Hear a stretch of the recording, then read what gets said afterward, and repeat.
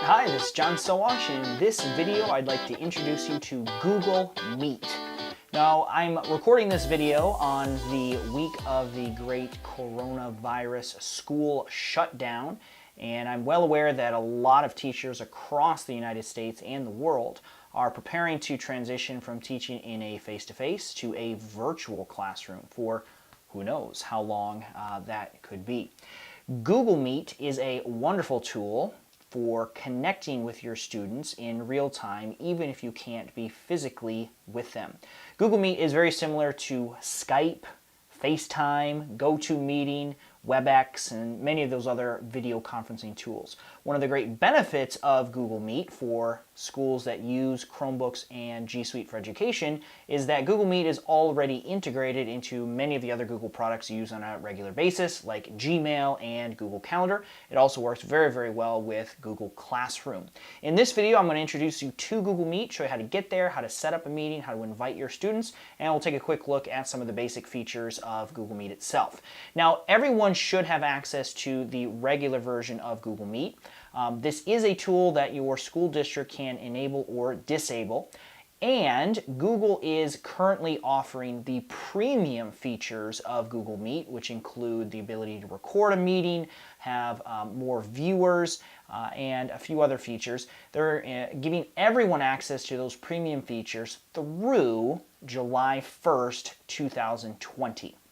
Now, you don't need the premium features, but they do have some nice bonus things that you can definitely take advantage of. Those premium features must be enabled by your Google admin in order for you to use them. I'll put a link in the description to this video with instructions on how to enable some of those features. Let's get started and set up a meeting. Now, there's two ways that you can schedule a meeting with your students. The simplest and quickest is just to head over to meet.google.com. It'll go to a page that looks like this, and you're just going to click Join or Start a Meeting. And we're creating one, so we're going to give it a name. We'll call this Biology 9, because that's what I teach, and click Continue. And that'll dump us right into the meeting, and we're ready to go. This gives us the preview, and as soon as I click Join Now, I'm live in the Hangout itself.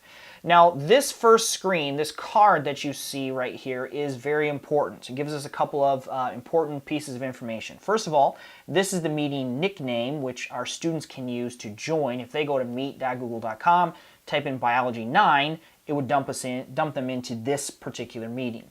Now, that's not how I recommend you get your students into the virtual class with you. I recommend that you use the unique URL to the meeting itself. So that right there, by typing that in, you'll be able to join my session. You can post that link in Google Classroom, send it via email, remind, however you communicate with your students, just get that link to them and they're in. Now, Meet does support conference calls or call-in. So if your students aren't in front of a computer, don't have internet access, they can actually use that phone number to dial in and join the meeting. Now, they won't be able to see anybody, but they'll still be able to hear the conversation.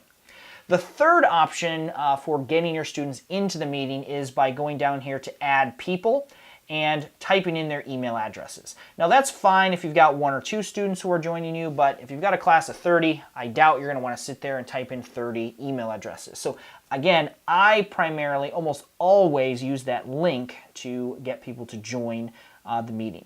Now, it's important to note that when you send them that link, they would be joining as participants, not just viewers. They would actually be able to talk, appear on camera, and interact with you. We'll talk about live streaming in a separate video. Now, that's the first way, that's the first option to get students into the meeting. Just meet.google.com, create the meeting, and you'll get this information. There is a second option that you can consider, and this is helpful if you're scheduling the meeting in advance, and that is to use Google Calendar. So this is my calendar.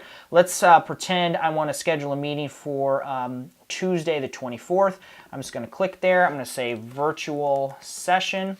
Now, you're not going to see the options on this screen. I'm going to go ahead and click on More Options, and that'll give me the Hangout Meet options. So there it is, Add Conferencing. So this will add a video conference link to my calendar event.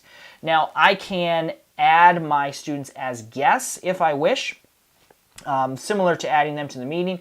I don't really want to take the time to do that in advance. So just like we looked at earlier, there's the link to our meeting. I'm just going to copy that and put that in Google Classroom or wherever my students can access it. It really makes no difference. You can create your meeting links in Google Calendar. You can create them in meet.google.com, whichever is more convenient for you. Let's jump back into the meeting and look at a few of the options that are there. Now, at the bottom of your screen, you're going to see the option to mute yourself. So that microphone icon will mute you. If it's red, that means it's muted. If it's white, that means it's live.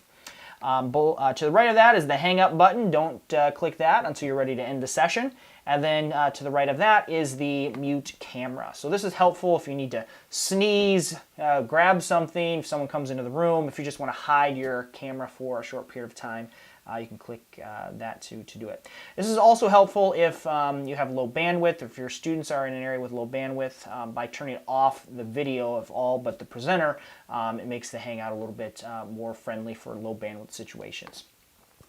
Moving over to the right again, this is a pretty slick, relatively new feature. This is the live caption option. I'm going to turn that on. Google has developed a technology that can recognize speech and transcribe that into text in real time. It's amazingly accurate and very slick. So you can closed caption your meetings with virtually no effort at all. It's also very helpful if students are watching the video in an environment where they can't have the audio up. They can actually read what's going on and then just see what's happening as well. It's really a nice feature. To the right of the closed caption button is the present button. This is the option to present or share your screen with everyone. You can click entire screen, and then whatever is on your screen will show up in front of everyone else. I'm going to have a separate video which will give you some tips on effectively presenting using Hangouts Meet. Up at the top, I want to direct your attention up there. A couple of helpful things. First, you'll see the number of participants in the session. So right now it's just me. If I click on that little people icon, you'd be able to see a list of all the participants. You can have up to 250 participants in a Hangout meeting. That's a lot of people. I wouldn't recommend it, so you shouldn't have any trouble getting 10, 20, 30 students in there. Now, when you have additional students listed here, their names will be listed, and if you put your mouse over their picture, you'll see the option to mute them. So if a student joins and they don't mute their mic, if there's a lot of background noise or feedback, you can hop into the participant list and mute them before everyone's eardrums burst. Google Meet or Hangouts Meet has a chat feature. This is the live chat that everyone will have access to, and it's a great place for students to ask questions and engage with one another while you're presenting and sharing with them. At this time, you're not able to disable the chat feature. If you start a meeting, you have chat as well. I recommend you keep it open so you can kind of keep track of what's going on during your live sessions.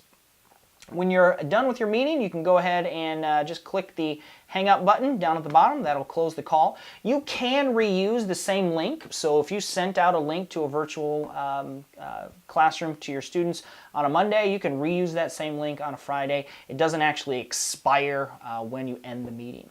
That's a quick overview of Hangouts Meet, how to set up a meeting, how to invite your students, and some of the basic features that it offers. Click some of these other videos if you'd like to learn more.